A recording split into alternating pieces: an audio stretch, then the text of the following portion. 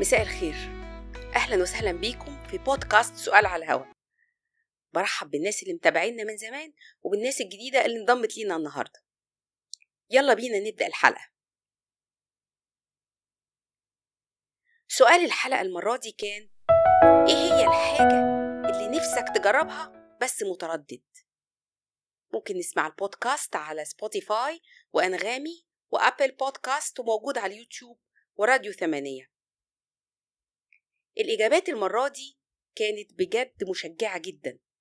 يمكن إن الموضوع نفسه كان شاغلني في وقت معين، يمكن ما بقيتش أسأل نفسي السؤال ده كتير.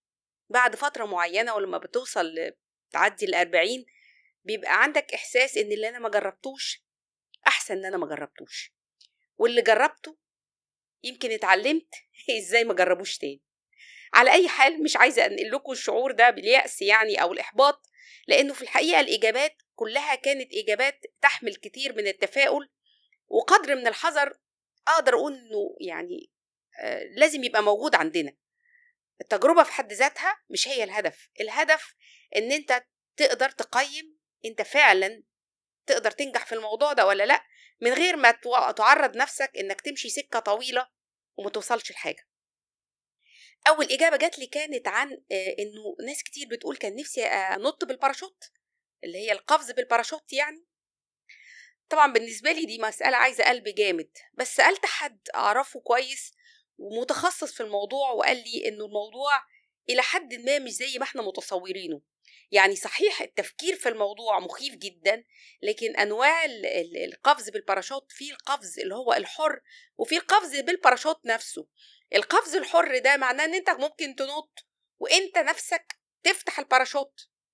في انواع تانية الباراشوت مجرد ما انت نطيت هو بيفتح اوتوماتيك، فده بيشيل تقريبا نص الخوف.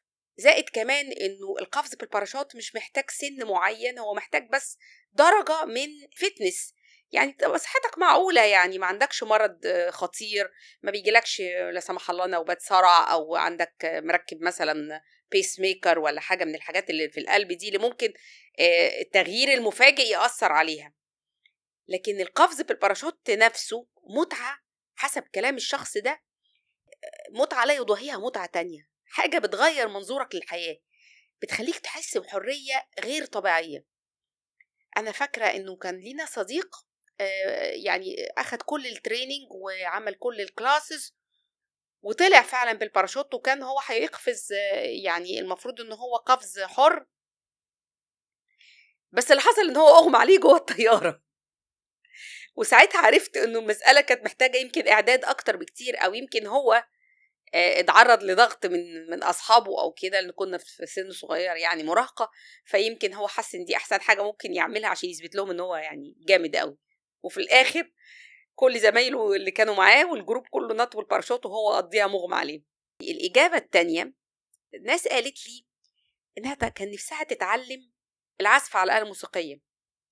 انا واحدة من الناس دي، أنا أحترم جدا الشخص اللي يتعلم بالذات العزف، لأنه أنا جربته، يعني جربت أتعلم على حاجات بسيطة. فبدأت قلت في الأول أنا عايزة أتعلم على العود، وكان ليا صديق بيعرف يلعب العود، يعني جه قال لي أنت عايزة تتعلمي إيه؟ قلت له عايزة أتعلم العود. قال لي لا وسابني ومشي. فهمت بقى بعد فترة إن العود من أصعب الوتريات اللي ممكن تتعلمها. يعني أنت جايز تبتدي بالجيتار، انه عدد الكوردز اقل، يمكن انه اسهل، انه هو فيه زي ما تقول تلقائيه كده. يعني كتير من اللي تعلموا جيتار يعلموا نفسهم، وبتيجي كده يعني بالحظ شويه وبالسماع شويه. انما العود آلة حقيقي يعني صعبه، وتستاهل كمان انه الوقت اللي انت هتمضيه في ان انت تتعلمها. بعد رحله طويله من ان انا حاولت اتعلم العود ما نفعش، حاولت اتعلم الجيتار، بعدين اكتشفت ان انا عاجبني فكره الجيتار نفسه، يعني يبقى معايا جيتار اروح بيه النادي واروح بيه المناسبات واقول للناس ان انا في مرحله ما هعزف عليه، وبرضه ما اتعلمتش. حاولت اتعلم طبله، يعني الواحده ونص المصري دي اعتقد انها من اكتر الاصوات الجذابه للعالم كله. الحقيقه مش بس ما عرفتش اتعلمها، انا ما عرفتش اتعلمها واقنعت اخرين انهم ما يتعلموهاش، انها صعبه جدا. فاذا كنت عايز تتعلم آلة فابدأ دلوقتي، ابدأ حالا دلوقتي. الموضوع سكة ممكن ما تبقاش سهلة، بس يمكن هيهون عليك. مثلا لو نبص لواحد زي نجيب محفوظ مثلا. نجيب محفوظ بدأ يكتب وهو صغير جدا. جايزة نوبل جت لنجيب محفوظ وعنده 76 سنة. يعني في مثل ياباني بيقول أفضل وقت لزراعة شجرة كان من 20 سنة، والوقت التاني هو دلوقتي. أي حاجة ممكن عايز تتعلمها دلوقتي هو الوقت المثالي. وفي دراسة تانية قريتها كانت برضو لطيفة قوي، بتقول إنه أي مهارة أيا كانت ممكن تكتسبها خلال 20 ساعة تدريب، بس تدريب مركز، تدريب مفيش حاجة تانية تلهيك عنه، وتقدر إن أنت تاخده بشكل متواصل أو شبه متواصل، هتقدر تكتسب المهارة دي. وفي الآخر الله يرحمه بقى فريد الأطرش هو اللي علق الجيل بتاعنا والأجيال اللي قبليه بالعود، وفوق غصن كلامونة، وبكتب أوراق الشجر، وكلنا طالعين فنانين يعني بالشبه كده. في حد قال لي كانت الحاجة اللي كان نفسي أعملها إن أنا أهاجر، أخد قرار مصيري بإن أنا أهاجر للخارج. طبعا السبب المبدئي انه بيقول انا كنت نفسي اهاجر لاني نفسي اجرب اعيش في بره الكومفورت زون بتاعي، يعني اخرج من الحاجات اللي انا عرفتها وتعلمتها، والناس اللي اعرفهم، وطريقه التعامل اللي انا متعايش بيها، والعادات والتقاليد واسلوب تقييم الناس والجادجمنت اللي في المجتمع المصري. طبعا دي احد الحاجات اللي اظن المجتمعات العربيه كلها فيها الجادجمنت، وازاي ان الناس بتحكم على بعض. لكن في الآونة الأخيرة بقت الهجرة للسبب الأساسي هي المادة، الفلوس، انخفاض المستوى الاقتصادي والأزمات الاقتصادية سواء في مصر أو في دول تانية حواليها، مع عدم الاستقرار، مع الحروب، خلى ان فكرة الهجرة ما بقتش فكرة بتيجي على بالي، يعني تيجي على بالي الناس كده بالصدفة. يعني لما عملوا سيرفي للمنطقه بتاعتنا اللي هو الجلوبال ساوث اللي بيسموه او الجنوب الكره الارضيه، لقوا انه من 15 ل 20% من السكان عايزين يهاجروا. يمكن غياب الفرص وغياب فرص الترقي وغياب الفرصه ان انت تتنقل من طبقه لطبقه او تكتسب ثروه، ده كان الى حد ما محصور على جنوب العالم الجلوبال ساوث. لكن الحقيقة انه اللي عاش او يعني زار اوروبا مثلا او زار شمال العالم في الفترة يمكن ال10 سنين اللي فاتوا، وطبعا بالاخص من بعد الكوفيد، هيلاقي انه يعني لا، الوضع اتغير خالص.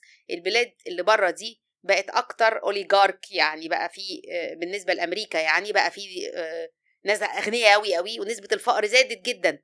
يعني ما كناش نتخيل ان في امريكان ما بيعرفوش يكتبوا، ما بيروحوش مدرسه، معيشتهم يا دوبك على القد تحت مستوى الفقر، لكن حقيقي ده موجود دلوقتي. اوروبا بالعكس، اوروبا يمكن مع انفاقها المستمر في حاجات، يمكن بالذات الحروب الاخرانيه في اوكرانيا وزائد مش شيوعيه، الاشتراكيه اللي هي بيسموها النيو سوشياليزم، دي اصبحت العيشه بره كمان عباره عن توزيع الفقر على المجموع. يعني بلاد أوروبا معظم الناس بيعيشوا يا دوبك بيعيشوا. لما تقارن حياتهم بحياة مش هقول لك الطبقة المتوسطة يمكن في مصر، بس قبل 10 سنين فاتوا أو 15 سنة، هتلاقي إن هم ما بيقدروش يمتلكوا معظم الحاجات اللي احنا بنمتلكها. معظمهم ما عندهمش عربيات، معظمهم ما عندهمش يعني نوادي ممبرشيب. التعليم مجانا، لكن التعليم تردى جدا في معظم الدول الأوروبية. احنا حاليا بنعيش آخر آثار الآثار اللي هم بيسموهم البيبي بومرز، اللي هي الناس اللي كانت موجودة أيام الحرب وأنشأت ثروات معينة وادتها للجيل اللي بعدها، وأنشأت مراكز علمية ومراكز بحثية. دلوقتي احنا في الوقت بتاع الجنريشن زي اللي عايش على يعني أقل القليل فرصته إنه يكون ثروة أو إنه يبقى يمتلك بيت قلت جدا جدا. عايزه اقول بس ان قرار الهجره لازم يكون قرار مدروس، وما يكونش قرار عاطفي بناء على انه مثلا انا يأست من ان انا اغير حياتي هنا، فانا بتهيألي او معتقد ان الحياه بره لازم هتبقى احسن. لا، مش شرط هتبقى احسن، هي جايز طبعا تبقى احسن، بس لازم تدرس اللي انت رايح له ده هو ده بالظبط، هو ده اللي انت عايزه، هو ده حقيقي اللي انت عايزه. يعني انت عايز تعيش كل يوم تصحى الساعة 6 الصبح في درجة حرارة -10، تركب المترو ولا القطر ولا حاجة ممكن ساعتين عشان تروح مقر عملك، علشان بعد 30 سنة هيبقى عندك مثلا بنشن، وعندك هيلث كير انشورنس، يعني عندك اللي هي التأمين الطبي اللي ممكن عشان تشوف فيه مثلا أخصائي تقعد 2-3 شهور. لو اللي أنا بقوله ده غريب، اسأل حد عايش بره في بريطانيا أو في فرنسا، واسأله كده عشان تشوف أخصائي زي اللي احنا بنشوفه في مصر، أنف وأذن ولا رمد ولا بتاع، وبنشوفه في صحيح المستشفيات مش كافية الحكومية، لكن تقدر توصل لدكتور أخصائي يشوفك لو عايزه بكرة هتقدر. وإلى حد ما برضو موجود ومش غالي قوي بالدرجة انك تمنعك ان انت تشوفه. فانت هتروح في بلد لو ايدك اتكسرت ممكن تقعد 2 شهرين عشان تشوف دكتور عظم. هي دي الحقيقة. لازم تكون غرضك للهجرة، او انا في نظري يكون غرضك للهجرة ان انت بتهاجر من اجل دين مثلا هتحافظ عليه، من اجل معتقد، من اجل ان انت هتحسن حياتك وحياة اللي بيحبوك بشكل مش مادي فقط، وإلا هتتصدم جدا. خلينا فاكرين ان سيدنا إبراهيم نفسه لما هاجر وساب بلده، هو أصلا كان من منطقة نينوى من العراق، وكان في الوقت ده كان طبعا في وثنية وفي اضطهاد جامد جدا ليه، فكانوا بيعبدوا أظن بعل في المنطقة دي. فهو لما يأس من ان هو يعني يسمع عليه، رغم انهم رموه في النار وطلع من النار لكن ما صدقوهوش برضو عادي. لما يأس كان دعوته إني ذاهب إلى رب سيهدين. فالهداية لازم تكون عن طريق استخارة الله سبحانه وتعالى، ولما تستخير وتفكر كويس وتلاقي إن المعادلة مش خسرانة، إيه المانع إن أنت تغير وتهاجر؟ في حد قال لي حاجة لطيفة قوي عشان أنا شخصيا بحبها جدا، نفسه يجرب الكامبينج والتخييم في الصحراء. طبعا دي من أمتع التجارب اللي ممكن تعيشها. أنا حقيقي كان نفسي أسأله، هو أنت ليه اللي مجربتهاش لغاية دلوقتي؟ أنت عارف إنه اللي بيعيشوا في المدن مقارنة باللي بيقضوا وقت في الطبيعة بشكل منتظم عندهم توتر بنسبة 30% أكتر. يعني اللي ملازم المدن زي مدينة القاهرة أو دبي أو مدينة، يعني أي مدينة فيها اللي بيسموه يعني ضوضاء وحركة سريعة وبيتحركش بره ويخرج بره المكان ده، سواء بيطلع يقعد يخيم في الصحراء يشوف بص على ملكوت ربنا كده على السماء والنجوم والطيور الصبح، ولو في مثلا بحيرات أو حاجة شبه كده أو حيوانات برية. الشخص اللي مانع نفسه أو حارم نفسه من الحاجات دي، اللي هي مش لازم تبقى سفاري فخمة، يعني أنت ممكن تعملها لوحدك أو مع مجموعة أصحابك أفضل، يعني بيبقى عنده توتر أزيد بكتير جدا من اللي بيقدر يخرج.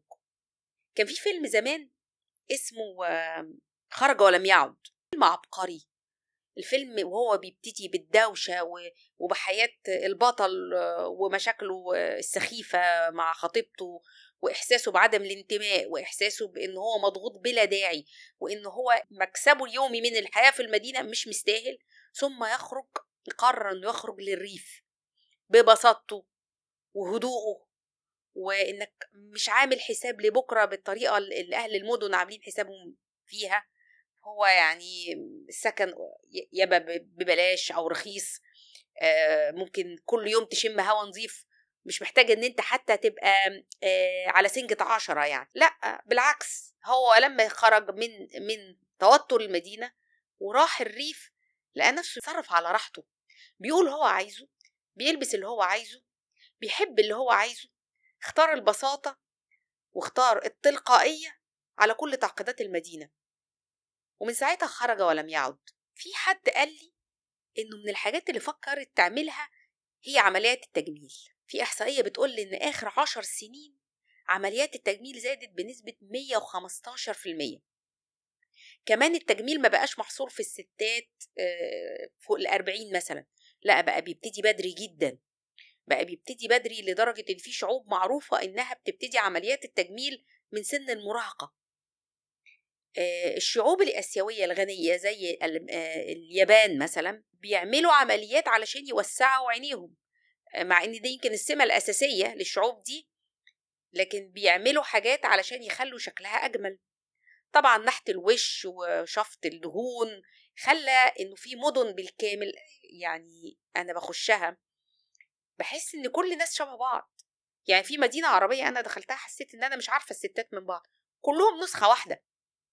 طبعا البناتنا الصغيرين دلوقتي بقوا كلهم نسخة كارديشيان سلاش هدى بيوتي، نفس الشكل، نفس التسريحة، نفس توزيع الدهون، حاجة بقت مرعبة. تعرفين بقى ان اكتر من نص الناس اللي بيعملوا العمليات دي بيحسوا بندم بعدها؟ المقاييس اللي ألزمنا نفسنا بيها أولا جت من الغرب، بسبب إن إحنا بنشوف الميديا الغربي بشكل أساسي والأفلام والمسلسلات الغربية. الغرب نفسه بالذات تحديدا أمريكا دلوقتي بدأ يدرك إنه ده عمل ستريس وضغط جامد جدا على الستات والرجالة، خاصة لما تعرف إن أمريكا أكتر من 60% من الشعب موربد لأوبيز، يعني تخان بطريقة أو وزنهم تقيل بطريقة إنه بيعرض حياتهم للخطر. فمش هيكملوا عليهم كمان بإن هم يبقى بصيتهم في المراية كل يوم تعاسة. دول ناس بيصرفوا ملايين الدولارات كل سنة على أدوية الاكتئاب والتخسيس وجلسات العلاج النفسي والعلاج الجسماني، فبقوا إلى حد ما يحطوا موديلز وناس وزنهم قريب من وزن البوبيوليشن يعني. وبالتالي لما احنا ناخد الحسب ده ونفكر انه ليه الموديلز بتوعنا او ليه مقاساتنا ما تقربش من الجسم العربي العادي، اللي هو ممكن يبقى كيرفي شوية، مش لازم يبقى مال نارشت يعني عشان يبقى شكله ملائم، لكن لاننا بقينا نستورد كل هدومنا والاكسسوارز بتاعتنا او معظمها الحمد لله دلوقتي بقى على الاقل في مصر بقى في حركة يعني موضة، وفي مصممين بيراعوا بقى الحتة دي، يعني بيراعوا الأجسام المصريين مثلا الستات عامة مش طوال قوي، فمفيش داعي إن احنا نحط الحاجات طويلة قوي والمقاسات تبقى شكلها عجيب كده. الوزن نفسه مش مثالي في معظم المنطقة العربية، وأنا هقف عند كلمة مثالي عشان أقول إن الموضوع برضو حقيقي ريلاتيف، يعني نسبي جدا. الست المليانة كانت تعتبر دليل على العز والنعمة والغنى في فترة، لدرجة أن العرب كانوا بيعملوا لها شعر يعني. على العموم عمليات التجميل ما تغنيش عن أنه في جزء من المجتمعات بالذات الغرب أصبح عنده اوفر اندالجنس لفكرة الإهمال بقى. يعني عكس ما هو الناس اللي تمسكت بمقاييس الجمال، بقى في حركة عامة بالذات الناس بتوع الووك وكده بتحاول تحلي أو تجمل الإهمال في الشكل والإهمال في الاهتمام بالنفس والاهتمام بصحتك والاهتمام بوزنك حتى. ولكن هل ده معناه إن أنا أبتدي أهاجم أي حد وزنه أو شكله يعني مختلف؟ هل ده الصح؟ هل ده الشيء اللي احنا المفروض نسعى ليه؟ بمعنى أصح خلينا زي ما بنقدسش مقاييس الجمال المثالية ما نعملش العكس، ما نشجعش الإهمال في الاهتمام بشكلنا. العين أول حاجة أو أول حاسة بتحكم وبتجادج، فأنا لو مش مهتم بشكلي ولا بجسمي ولا بطلتي ولا بنظافتي على أساس إنه دي حاجة يعني خاصة بيا والناس المفروض ما يقيمونيش على أساسها، فأنا بحرم نفسي من فرص كتيرة في إن الناس يعرفوني كإنسان كبني آدم. ما يمكن أنا بني آدم هايل وحبوب جدا، لكن شكلي المنعكش ومنظري المش متناسق وألواني بتخليش الناس عايزة تعرفني. ما ينفعش نحط حواجز أكتر من الحواجز اللي المجتمع حاططها ونرجع نشتكي مننا مش عارفين نعمل أصحاب ومش عارفين نتفاعل مع اللي حوالينا. عمليات التجميل في حد ذاتها مش فكرة وحشة لو الشيء ده انت عامله لنفسك أو انت عاملاه في نفسك. فأنا بشجع أي حد عايز يعمل عملية تجميل إنه يسأل نفسه، لو الدنيا كلها عميان ومش شايفيني كنت لسه هعمل العملية دي؟ لو الإجابة هي نعم تبقى أخدت القرار الصحيح. آخر حاجة حد قالها لي وقال نفسي يجربها بس باعتبارها مخاطرة كبيرة، هو إنه يغير الكارير بتاعه. بيقول نفسي أغير شغلي بس خايف جدا أبدأ من الصفر. تغيير الكارير ده لازم يكون مبني على كذا عامل. العامل الأول، هل أنت متضايق من شغلك ولا من الناس اللي بتشتغل معاهم؟ يعني أنت عايز تغير الكارير نفسه ولا أنت في بيئة توكسيك، الناس اللي فيها ما يشجعوش على الشغل ولا الإبداع، مديرك قرفك، مفيش أجازات، الشغل طويل جدا والعائد قليل جدا. تاني حاجة، انت هتغير كارير علشان انت اكتشفت ان انت شاطر جدا في حاجة تانية، ولا انت عايز تغير الكارير عشان تبدأ تكتشف اذا كنت شاطر في حاجة تانية؟ لو كنت هتعمل كده فانصحك تتمهل شوية وتحاول تستكشف المجال اللي انت عايز تخشه ده شوية. جايز جدا انه المجال ده البراق جدا في الحقيقة مش ده المجال اللي انت عايز تخشه ولا عايز تغير كاريرك عشان. اقول لكم معلومة انا عرفتها بالصدفة لاني كنت متابعة مسلسل عن شيف، مسلسل يعني خيال، يعني الشيف مش شخصية حقيقية، بس المسلسل اخد ايميز واخد يعني جوائز كتيرة. بالصدفة وانا بقرا عن المسلسل لقيت انه مهنة اللي هو الشيف اللي هو ميشلان ستار اللي هو الحاصل على جوائز من اكثر المهن اللي بتنتحر. حد متخيل حاجة زي كده؟ مع انه شكلها الله دي مهنة لطيفة قوي، ايه يعني بطبخ كويس والناس بتديني فلوس عشان اطبخ وبتحييني وبتقول لي يس شيف ثانك يو شيف. المفاجأة انه دي شغلانة ستريسفول جدا. يمكن انت عايز تغير الكارير عشان شايف ان دي شغلانة لطيفة وظريفة، لكن هي اصلا هتجلب عليك توتر اكتر بكتير من اللي انت فيه. في ناس بتحب تغير كاريرها علشان كمان ان هي حاسة انها الشغلانة اللي بتعلمتها في سنين بتاخد عليها ربع الشغل اللي بياخده مثلا حد انفلونسر، حد بيشتغل على الميديا في 5 دقايق. بس نفتكر انه ما طار طير وارتفع الا كما طار وقع. ناس كتير من اللي بتطلع بسرعة هايب يعني، وانت تشوفها ان هي محافظة على نفسها ومحافظة على نجاحها 1 و2 تختفي تماما في الوقت اللي انت شغلتك فيه اللي انت متعود عليها وزهقان منها، هتكمل معاك لغاية 60 واكتر ان شاء الله. بدل ما تغير كارير غير نظرتك للكارير. الشغل مش هو حياتك كلها، الشغل جزء من حياتك. الجزء الأكبر لازم يبقى إزاي أسعد نفسي وأسعد الناس اللي حواليا بحاجة تانية غير الشغل. بدل ما تبص شرقا بص شرقا بس درجتين أزيد. بدل ما أنت بتشتغل مثلا محامي، اشتغل محامي وكونسلر للمشاكل الزوجية مثلا، لو أنت قدرت تعمل دراسات في الموضوع ده.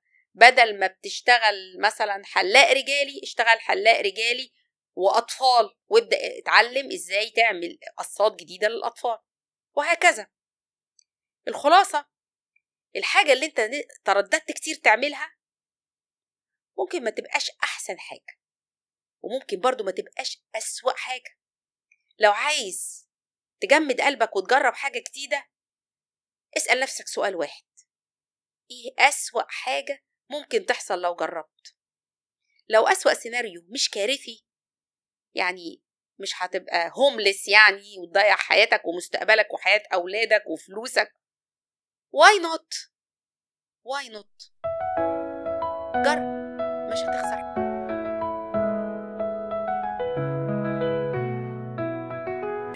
الحلقة الجاية هتبقى بعد رمضان إن شاء الله، عشان كده أنا مش هسأل سؤال المرة دي.